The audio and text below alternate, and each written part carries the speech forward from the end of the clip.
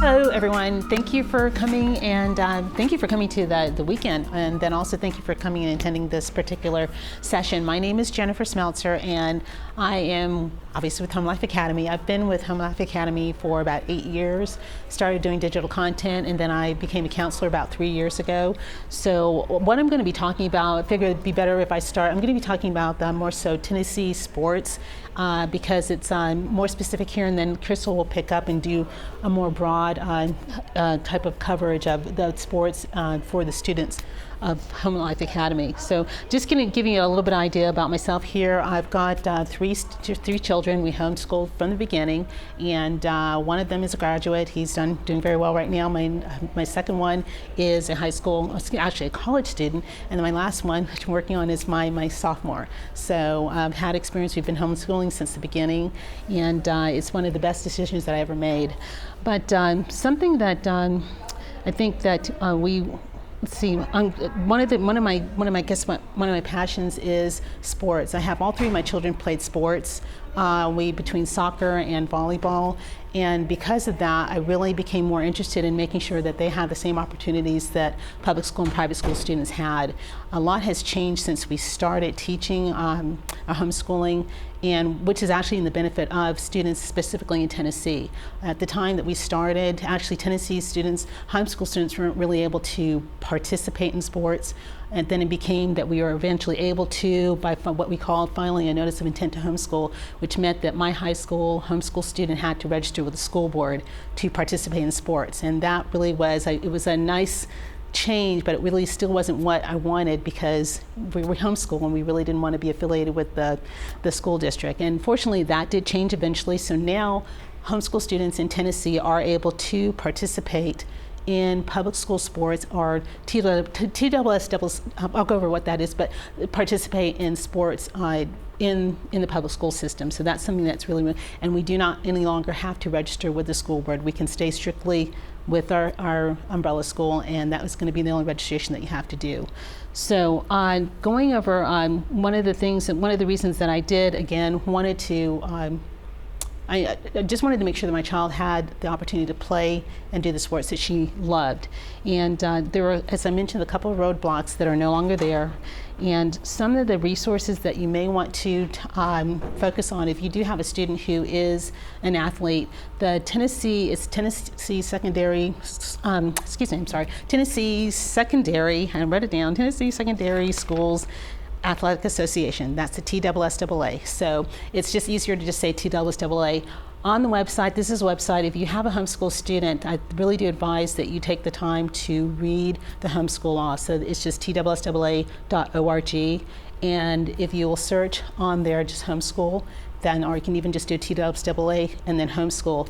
But Crystal and I are here, we are your advocates, and just as you are your advocate for your child, we're your advocates with HLA to help you navigate the athletic opportunities for your children.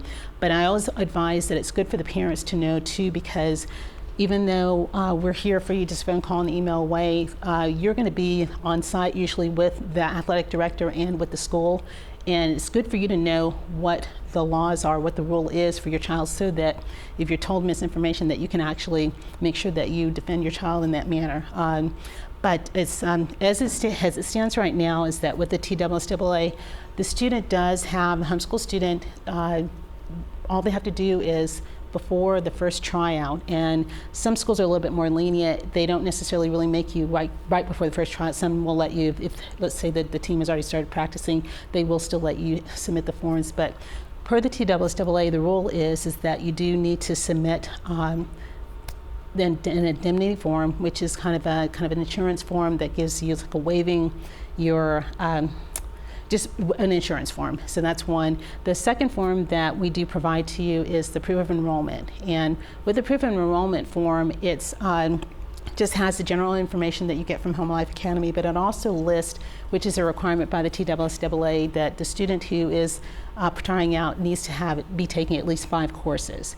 And that's something that is easily provided. You can go through your My HLA account and make that request for that to be sent to you. and the usually turnaround time is just a few days for that to be sent out.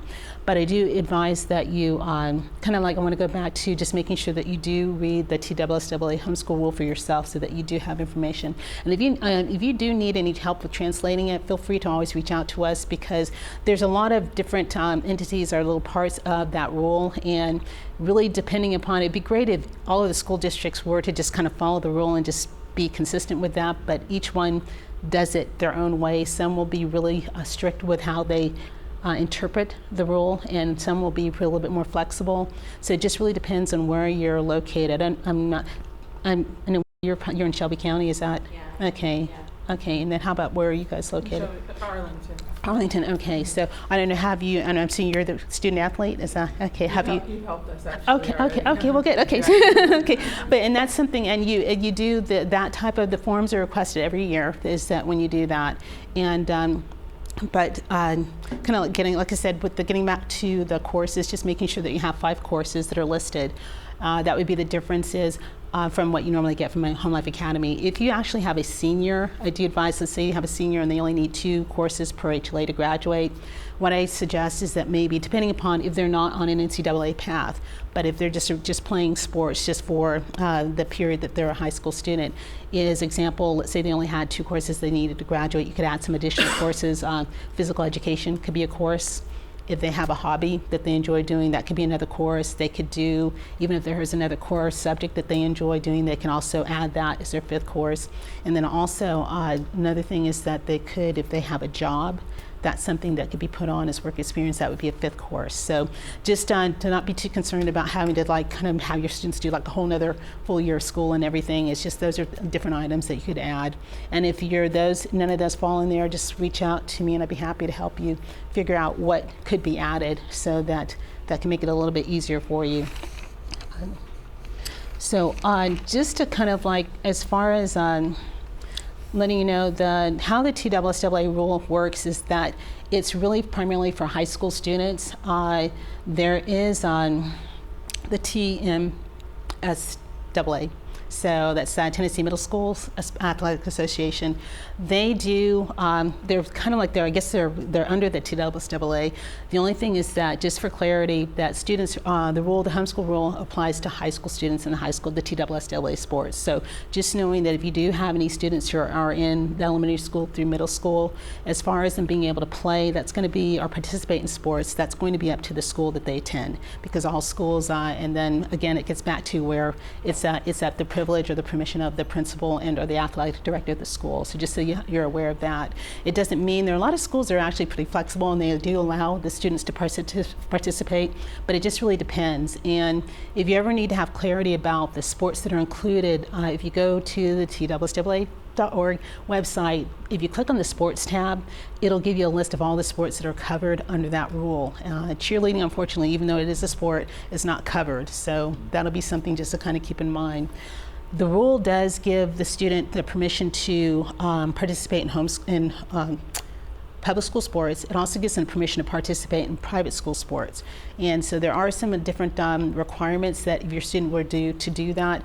Just again, the ones that I mentioned to you about for the public school sports. The private school teams, if they are TSSAA affiliated, then they are technically supposed to be enrolled with that private school. So with both of you being in those the 2 areas, I don't think that would really be concerned, because we have a lot of, one thing that's really good is that we've got rec leagues that are in your area, and then we also have homeschool leagues, which are really good too. My daughter played, before we moved to playing at her public school, she played with some of the homeschool leagues. It was the Nighthawks. I don't know if you're familiar. What sport do you play? Cross country. Cross country. Okay, so how long have you been running?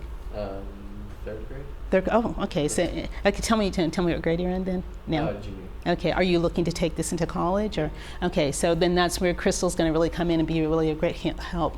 With me, like I said, just with having the opportunities that if the public school, the private school, and also the rec leagues, and then even homeschool leagues, those are really great opportunities. Students, yes, do get the athletic scholarships if they're participating in that homeschool association. So just letting you know that they don't have to only play in a public school league or team to be eligible to go on.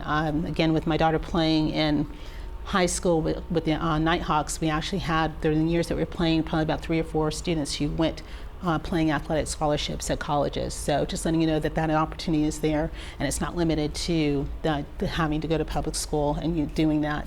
But something that I also would say, which obviously if you're already running, what school do you run for, if you don't mind? Arlington. Okay, you just, okay. And just to let you know too, and I'm saying this because it sounds you guys are already past that. And do you have, what? Cross country. Okay. But we run through NAIA. Okay, and saying that's a homeschool association that, and there are opportunities there, and I know that the kids do get athletic scholarships participating in that, because actually the MHAA and Nighthawks merged, so a couple of years, so now then that means that, so you guys got the best of and kind of what was already there, and then some moving over. So, but just in general though, if you do have a child, or if you know anyone who has a child who wants to play at a public school, to let them know, and I guess you guys would be a good advocate for that because you do have the experience, to not be afraid to have your homeschool child go and participate at a public school, or even a private school, but really at a public school, because I think it kind of gets back to one of the reasons that I didn't want to do, for me, I didn't want to have to do any of the documentation with filing and registering my child with the public school, that was my kind of my roadblock where it stopped there. But when that became not an issue, and my daughter actually had a really great, I think our first year playing volleyball, which is the sport that she played at public school, didn't go as well as we would have liked, and something that I think that I'm going to make a note about too, is that she eventually moved to the team and the coach actually who she started with when she was in middle school, and she was able to play and finish out her school years playing volleyball at the high school, and it was really a good experience for her. She got great coaching. The opportunities with the competition that she was able to do were really good for her.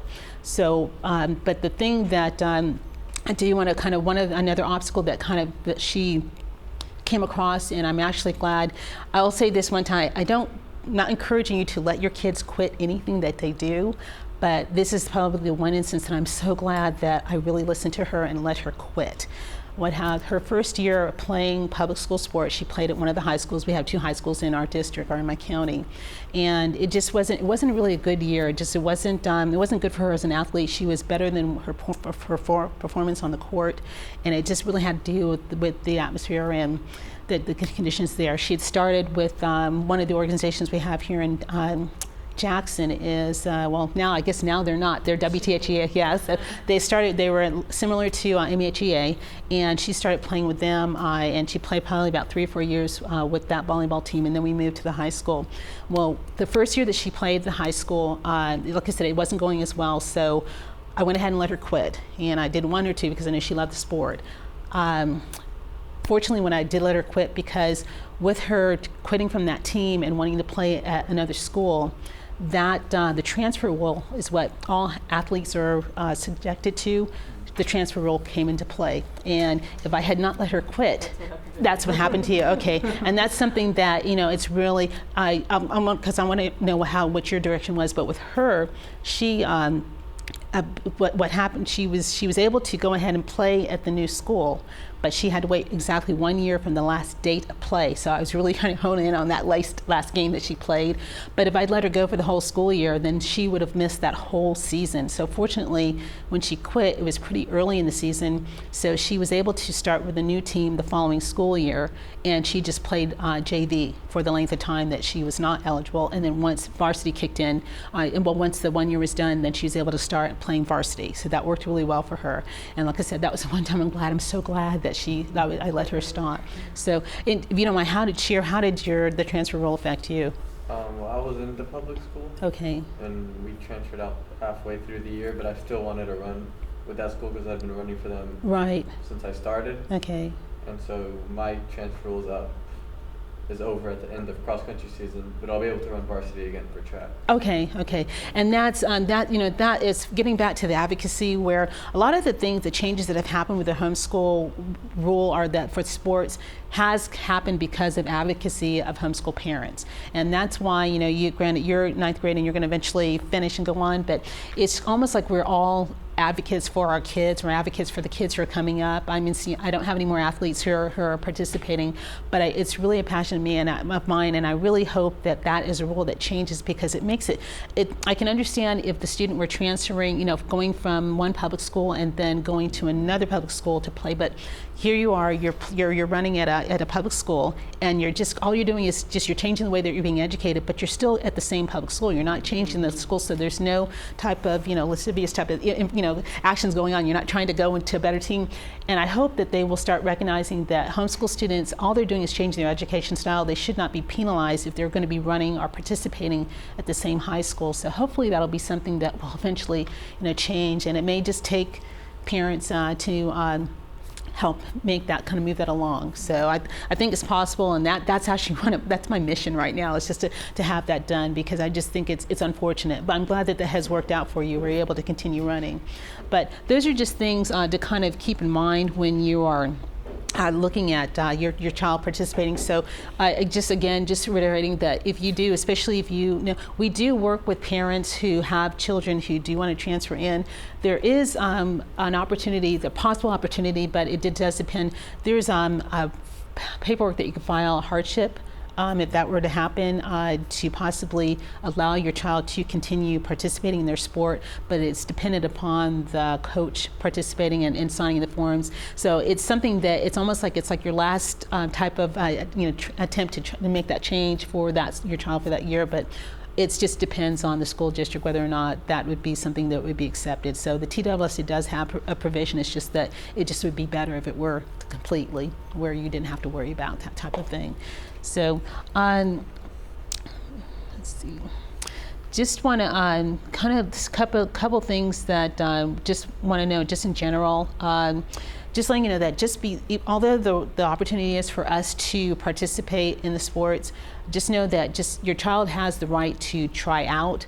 It does not guarantee that they will get a position. And if you have to just think about it, I guess in the sense, they're just like all the other students. They're competing, and they're going to usually be selecting the best athlete, and not saying your child is not a great athlete. It's just that they obviously want to win, so they're going to be choosing the students who are skilled in whatever the sport that it is. So just letting you know that if that were to happen, that your student does try out and they're not selected for the team, again, all is not lost. They do have opportunities. There are a lot of great rec leagues.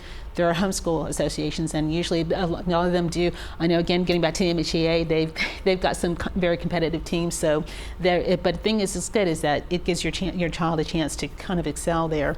And so just kind of knowing that that's not the end of the world if for some reason they're not selected for that opportunity. But another thing too is that getting back to, really want to reiterate that, to know the homeschool law. You guys is pretty much set, sounds like, with what you're doing, and then even if you guys are going through NCAA, but still just know the homeschool, just take the opportunity to read it, because you never know. What grade is your? Oh, he's driven. He's in 8th grade. Okay. So he's already declared that path. Okay. So, and he's already talked to Coach Duff. Okay.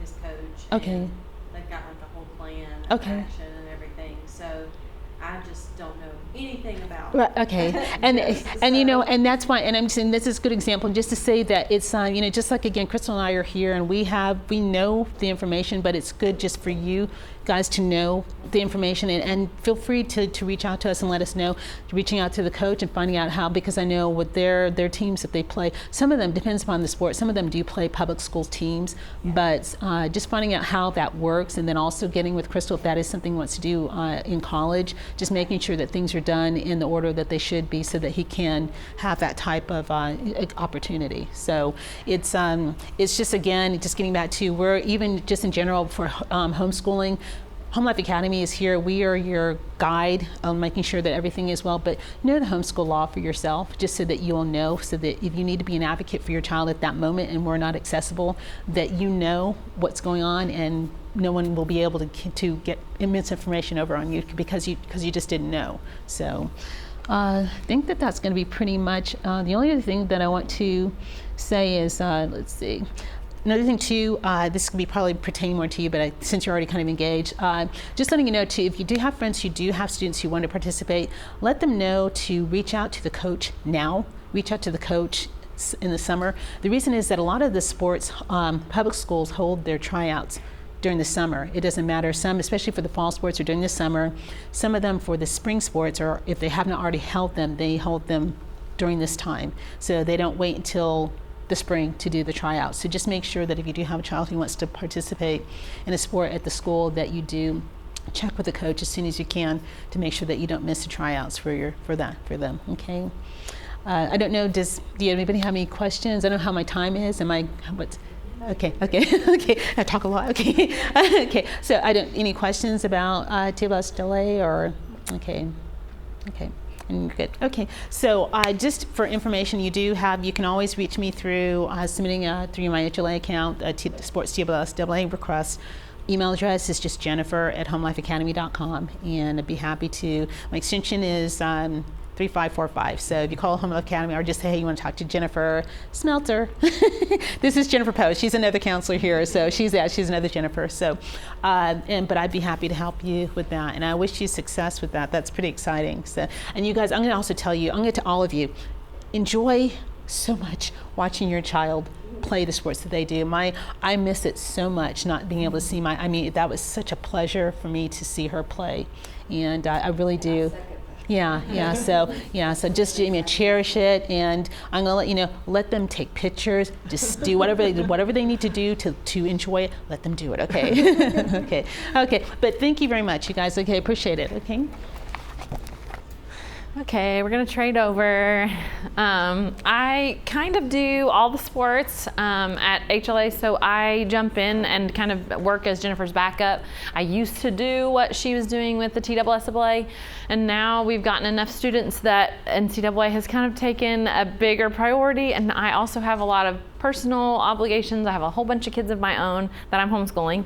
So Jennifer has jumped in. So both of us are available, just like she mentioned, and I'm about to have Jennifer Post helping me as well. And then I've got KM. We have all kinds of resources at HLA that are super helpful if your kids like sports.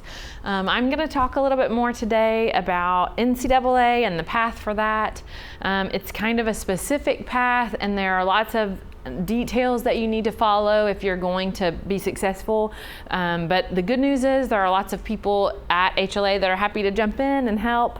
So we're going to start a little bit. I'm going to tell you my background. I'm Crystal Allen, and I was a Division I athlete myself.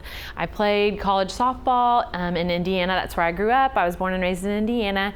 And so I have sports. I played a million sports my whole life. We traveled around. We did all the sportsy things. It's just my whole life was sports. I even I basically studied sports business. So that's what my major. I have a master's in sport administration.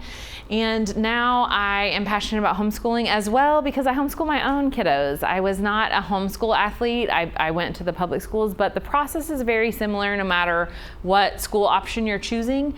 There are just a couple extra steps for homeschoolers, and so it's kind of important to know the process early if you're kind of walking through that. So I have been doing this job for about 3 years, but we have had counselors with their toe in NCAA for much, much, much longer. In fact, a lot of the homeschool processes came because Lonnie, the first speaker, dug in and found a way. And when NCAA was saying, no, homeschoolers can't play college sports, Lonnie was like, this is crazy. There has to be a way. And so she kind of helped pave that path. And so now here we are with giving opportunities for homeschoolers, which is really great. It's excellent because homeschoolers a lot of times come home so they can focus on their sport. Sometimes they're incredible athletes, and so we want them to be able to have opportunities. So the big three, I would say, the typical paths, there is a fourth path and it works as well, but the ones that seem to have the most rules are these three: NCAA, NAIA, NCCAA. The extra one is junior college. And so we'll talk a little bit about that, but the nice part about junior college is typically they just want you to meet the requirements for their school. And so that's doable. If you can pay attention to what the school wants you to do, then you can go and they're not asking a lot of extra things. NCCAA NCCAA is very similar. I'm going to start at the bottom. It's kind of strange, but they get more challenging as we go, so I'm going to go backwards. NCCAA is the National Christian College Athletic Association. Students can go there. There are schools out there that are NCCAA. They are probably the least common. I think it's usually NCCAA, then probably junior colleges, then NAIA, then NCAA when it comes to people who are trying to play sports in college. NAIA has a few requirements, so there is some process for if you're going to go NAIA and play sports. They do have some requirements. Mostly they just want to see that you scored a certain level on an ACT or an SAT, and so if you can meet that, it's pretty easy. There's not a lot of extra details. But NCAA is the big one that everybody is hoping to go, and on top of that has lots of rules. They have a lot of regulations and a lot of steps in place to make sure that you're going to be ready to study in college along with participate in college.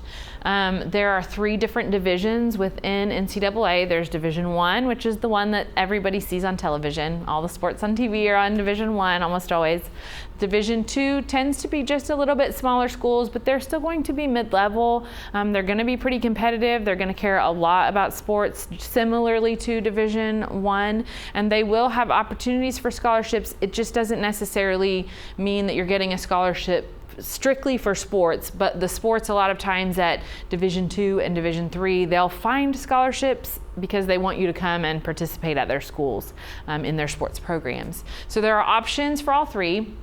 Division 3 has the least rules. They're very similar to JUCO situations where what they mostly want to see is that you are meeting the requirements for the school. And we're going to talk about that a little bit. This kind of gets a little bit deeper into that. There's a lot of information here, but if this is a little quick, I have a limited amount of time, but I do have some information on an email that I can send out. It's a lot of this information where you can see the links personally and click through them.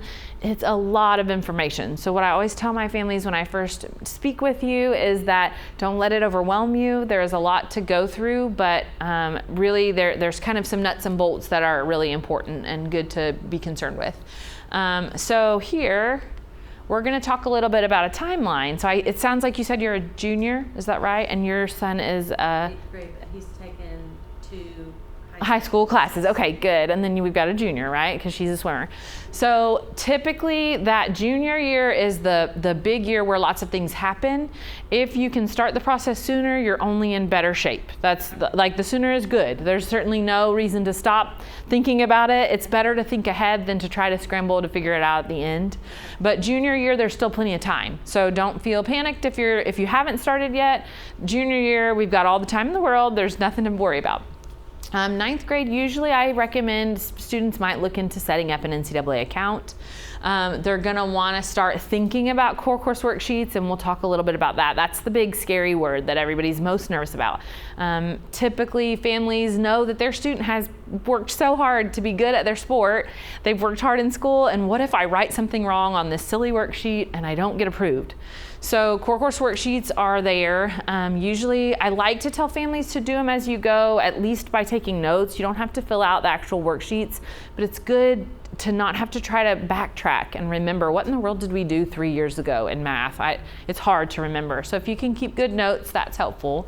In 10th grade, you want to be kind of doing all of those same steps. It's really nothing is very different. You might start to be reaching out to colleges a little bit.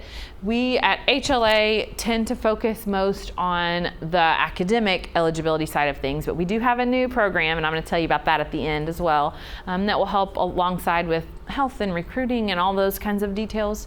But again, 11th grade is the big year. That's the one where everything starts to happen. Usually this is when you're going to start definitely writing Core Course Worksheets if you haven't already. You're going to want to make sure that you're filling out all the things within your NCAA account. There are 2 different NCAA account options. One is for athletes who think that they'll probably go Division 3. So if you don't know what you're doing, if you're in an 8th grade situation, you might start with that one. It's an amateurism account. And so that's where there's just some basic things. There aren't quite as many steps to the process. The secondary account that is a paid account. And that's why we say, go ahead and create an account, but until you know that a college that's Division Division I or Division II is interested, you might not need to pay for the account quite yet. But once you get in there and you pay, you'll see a task list. And those are the big things for homeschoolers. As you fill out the information, it will take you and group you into the right group. NCAA is wonderful. If you're working on your account, you can always call them. They have a lot of really good information. The one thing I'll kind of throw out on the side is that they don't understand homeschoolers perfectly.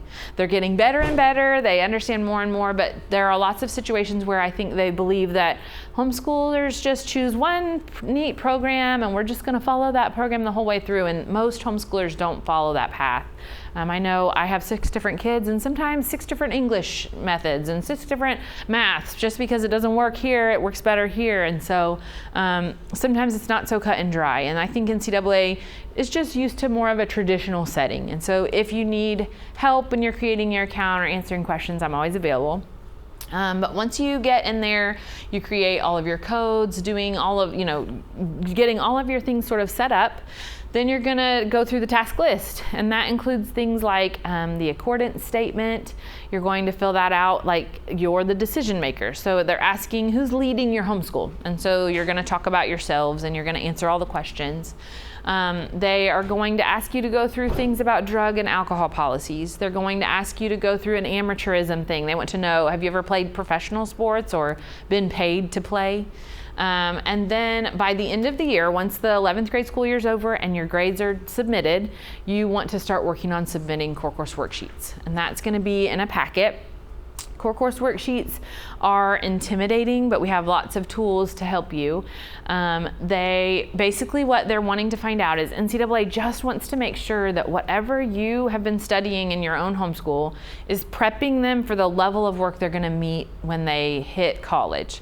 They want to make sure that if you're saying you did Algebra 1, you weren't really doing 6th grade math. They just are trying to make sure it lines up. And so it feels intimidating, but really it's just explaining what did you do. They just want to see a picture of what your schooling looks like.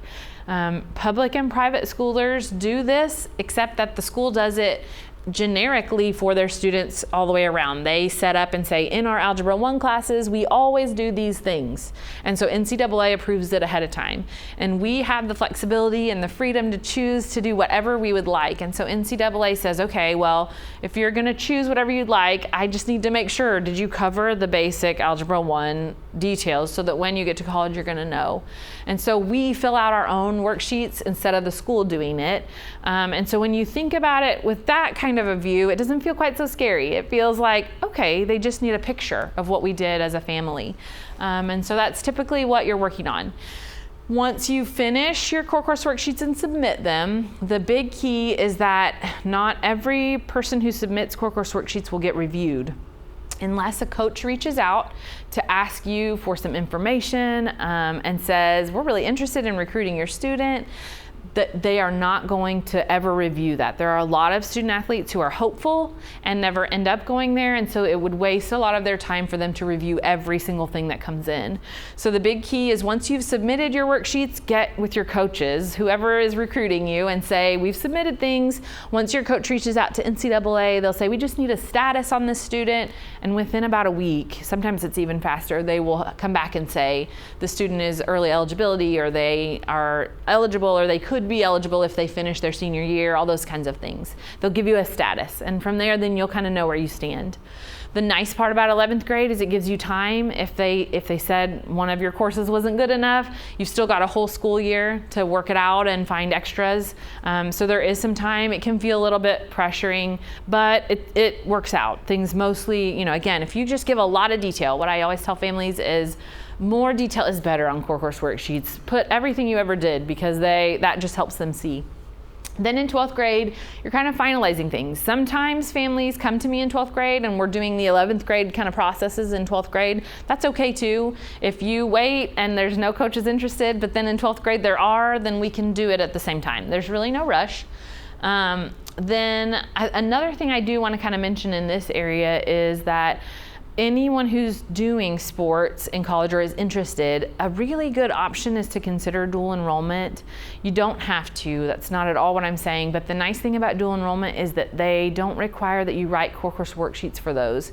They classify those as college level classes, and so that's an automatic approval. All you have to do is turn in a transcript. So it does take away some of the pressure of, oh, I've got 16 of these to do. There are a lot. And if you can cut down on a few, another nice thing is when you're in 12th grade, if you do dual enrollment, that if you discover you don't have all the courses that you need, it's really helpful to make up time because you get a full credit within just one semester. So there's still plenty of time. Then this gives you kind of an idea of the websites. I just wanted you to see kind of where you'd be going. There is, and again, there are some sites on here in a second. We can kind of, I'll show you those, but you're not going to be able to click on it from here. So I just wanted you to be able to see like, okay, I'm in the right place. This one is the NCAA account page. This one is the NAIA account page, and that's where you're going to go and create a student account, fill out all the information that I've kind of talked about. The other organizations don't really have an eligibility center like this, so usually you're just going to meet the requirements for their school. So if you end up in an opportunity that is outside of one of these two bodies, governing bodies, then you're just going to follow along. The coaches or the admissions counselors should be able to help you along the path. What if you have a student that doesn't know, like, is looking at an NAIA school, but also is considering an NCAA school? So I do both. I really would. And truly almost everyone is in that boat. Okay. A lot of kids are looking very broad. In fact, everyone that I know that gives advice on the recruiting aspect will say, cast a wide net, get as many as you can. The more people that you're sending it out to, the more likely it is you're going to find the place that's the right fit for you and that you'll be the right fit for them. Okay. So often I will have families who are walking through both processes kind of simultaneously. You'll maybe start to discover as you speak with coaches, oh, okay, it doesn't seem like this is our path. We can kind of focus in on this path a little bit. But it doesn't hurt anything to create accounts for both. That's kind of what I would say. So these are some really excellent websites. My favorites that I think everyone should start with, even in 9th and 8th grade, is the toolkit. The homeschool toolkit is going to walk you through what you're going to have to do as a homeschooler in order to be eligible. There are some other things up here, and there is another few things for Core Course Worksheets that are incredibly helpful. There is a few groups out there that have gone, and there are parents who have gone ahead of you. They have created their own Core Course Worksheets for their classes, and it's just nice to be able to see what did other people do and get approved. And so that's really helpful to families just to kind of see. Definitely it's better to write your own. I'm certainly not saying go there and use them, but it's just for my own sake, I just like to see who went before me. How did they do it? That's right. That's the group I'm talking about. There's a Facebook group. And then when it comes to recruiting, there's Facebook groups for that as well. At HLA, we don't really help specifically with the recruiting from my side of things. Now, Cam is starting a new program for all of our HLA students, but it's very new, so we're getting it started, and it's going to be really helpful. But it's called HLA Prep Pro, and for a subscription fee, $20, Cam? Okay, for a subscription fee, a monthly subscription fee, you can get a little bit more help. Cam and his team, and I think I'm going to be helping along with it too. We can offer you more information about the recruiting process than we've been able to offer in the past. And if you're working with just me, I'm focused most on academics. Every sport is very, very, very different. The recruiting process is very different, and so it's really hard to really give a lot of good information for the recruiting side, but on academics, I can help you walk through the steps that I know you're going to have to do to get approved. And so that's kind of my focus is the academic side, but Cam is pulling together all kinds of excellent resources, and so it's a really good option. So this kind of gives you an idea of what we do at HLA. For the side of student athletes, we are always staying up to date on what's going on in NCAA because it does change. Sometimes it's a simple change like, oh, we're just going to update our forms, and so that's the old forms, they won't accept them any longer, and so sometimes it's something as simple as that. A lot of big changes came for homeschoolers during COVID, and we tried to stay with our thumb on it because it is changing often. We try to offer webinars, or again, CAM's Prep Pro Group is going to be sharing all kinds of good athlete information, health and fitness and wellness and all kinds of extra really great things. So we offer things in those areas. We try to focus our counseling in on the areas that parents are going to need most. Each person's journey is going to be a little different. A lot of times I have parents calling me and saying, okay, we've talked to XYZ coaches and we know these are interested, and maybe what are we going to do next? And so there's a lot of those kinds of discussions. A lot of times I'm here to bounce ideas. Maybe you might be nervous about, we like this curriculum, but do we think it'll get approved? And I try to keep up on that pretty closely so that we know. But mostly I'm here to sort of help say it's going to be okay. You've got it. There's somebody here to walk alongside. We also take care of planning and guidance. We are there to review Core Course Worksheets. We don't write them for you, but we do. I'm happy to look them over. I can't guarantee that NCAA will approve them, but I can tell you what they usually like to see. I've read a lot of them. A lot of families send them to me and I review them. And then we're here for transcripts. So whenever you're ready, you have to finish. When you turn in your first packet of Core Course Worksheets, you will turn in a transcript, an in-progress transcript, and so I'm available for that. But then you also have to turn in another transcript that shows your graduation date, and so I'm available for that as well. So this kind of gives you a general overview. I have these handy dandy flyers that I did want to call attention to a little bit. This right here is an excellent webinar to jump in on. I don't lead it, but NCAA does. They give all kinds of information. Now, I want to throw kind of a side note. They will be speaking to everyone in every option of schooling. So they all have public schoolers and private schoolers and all the different options. So sometimes in these groups, they will talk mostly towards public and private schoolers that will already have approved courses. So you want to go into this gathering information, but knowing that you might be a hair different than what they're talking about. But it's good for general information. It's super excellent for that. And then these two are my go-to. I think these are the best things you can have, because these are the two divisions that tend to they have the most requirements. And so this is a really nice breakdown of what's important, what they're going to require. And as you can kind of see on Division 1 versus Division 2, they have different requirements for courses. I kind of mentioned in passing earlier, but generally the overview is that you have to have 16 core courses in the subjects of math, English, science, social studies, world language, and then they'll also accept philosophy or world religion. That's definitely not a requirement, but if you've taken classes in that, they will accept those as a core course. But even here you can see there's kind of a breakdown. Division 2, they would prefer that you have 3 years of English at least, and in Division 1 you have to have 4.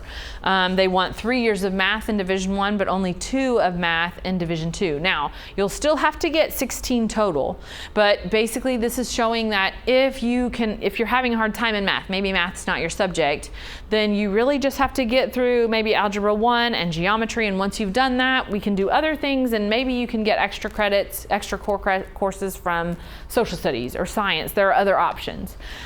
Generally, if you kind of follow the 4x4x4 rule, the idea is that if you've done 4 English, if you've done 4 math, if you've done 4 social studies, 4 science, or sometimes they'll do 3 social studies, 3 science, 2 foreign language, then that's going to give you 16. And if you're following the HLA plan, the NCAA path or the College 4 path, they're the same, then you're going to meet those requirements. By signing up for the path, I heard you say you already picked it. I'm so glad. Anytime you choose that path, it helps, that basically it sends your account to me, and I look through it with a fine-tooth comb for NCAA. So it's the same path as the College 4, all the requirements are the same, but I am checking to make sure, are you using things NCAA likes? And if you're not, I'll note it in your transcript reviews, or yeah, I try to keep up on it. And if you ever have questions sooner than transcript reviews, call me and say, we love this program. Is it one that seems like a good plan?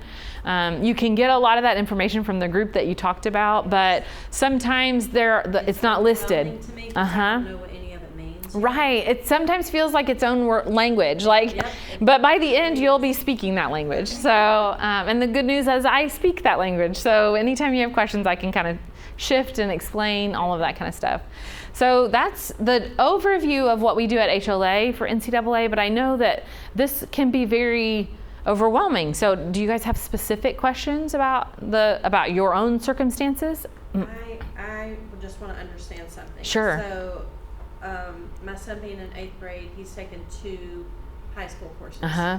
And I keep reading on the different things that, when their clock starts. Yes. At 16. Okay, I know exactly what you're talking about. Okay, Uh-huh. so apparently that does not start until he hits 9th grade. That's and right. He starts those 4 courses. Right. But what if 2 of those classes that he took in 8th grade are the core courses? That's great. They are happy for you to start early. Okay. That tells them, great, they're excellent students. They won't start the clock until 9th grade, even if you've taken early credits in 8th grade. In fact, I really love for kids to do that for the sake of sports can be busy. And during those last few years when you're in the middle of recruiting and your season, a lot is going on. So it does not hurt to get ahead if you can, if you're able to do that. And all of those kinds of details are going to be very, NCAA is thrilled to let you do it early. They don't want you to go long. They're very picky about once you start in 9th grade, you have 4 years to get 16 cores in. They will allow you to, go an extra school year, but none of those 5th year classes can count towards your 16. So it's not saying that you're stuck in that. It's just mostly saying that, this 4 years, if you can't get 16 in, then you're not going to be eligible for these divisions. You might still possibly be eligible for Division III or NAIA. So it doesn't shut the door completely. It just changes your options. Okay.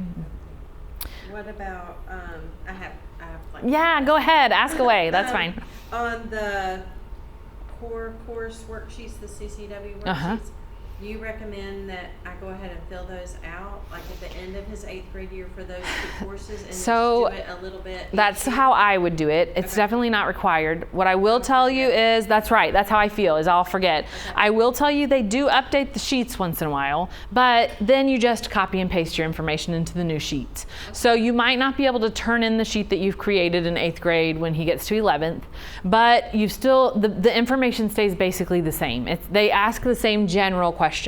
So they look similar as you walk through the process. So I like to just go ahead and fill out a trial one or a general, okay, this is what I think I'm going to say, so that I know what I did when I come back 3 years later. It's just almost impossible to remember. It seems like, oh, well, no, but it's just easy to forget. Yeah. So.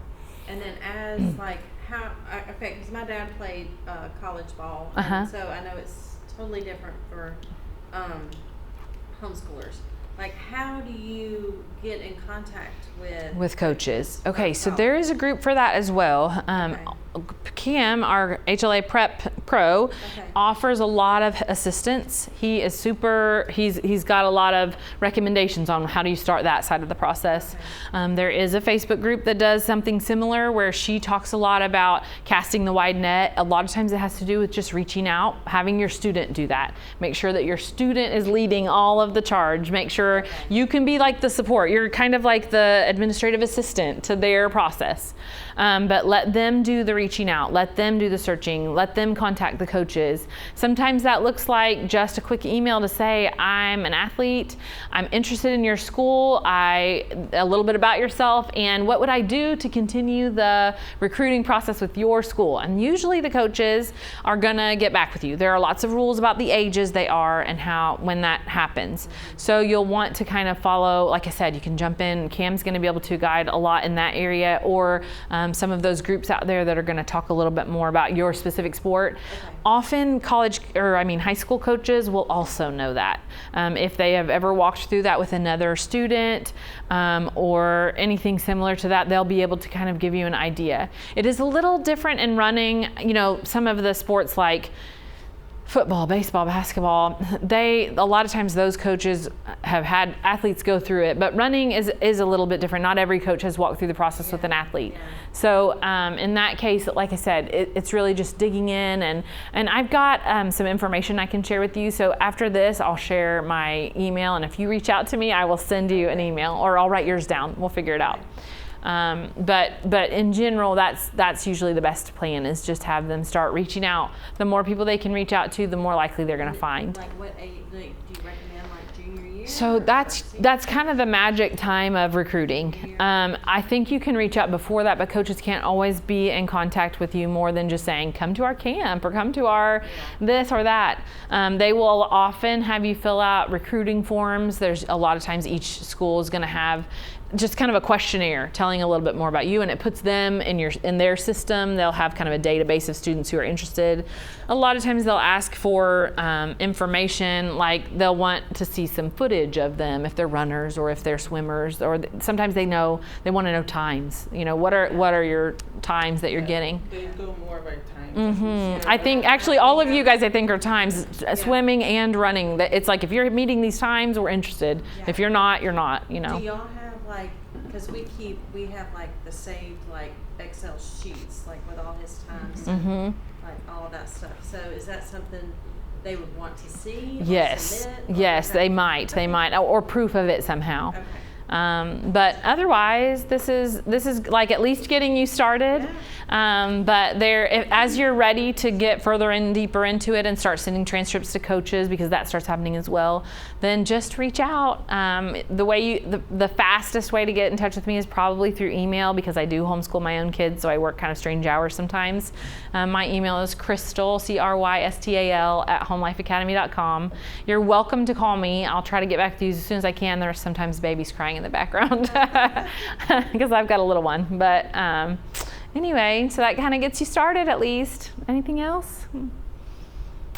All right. Well, it was really great to have you all today. And if you've got more questions, feel free to grab me. I'm going to be around today, and I'll also I'm available by phone or by email. Okay.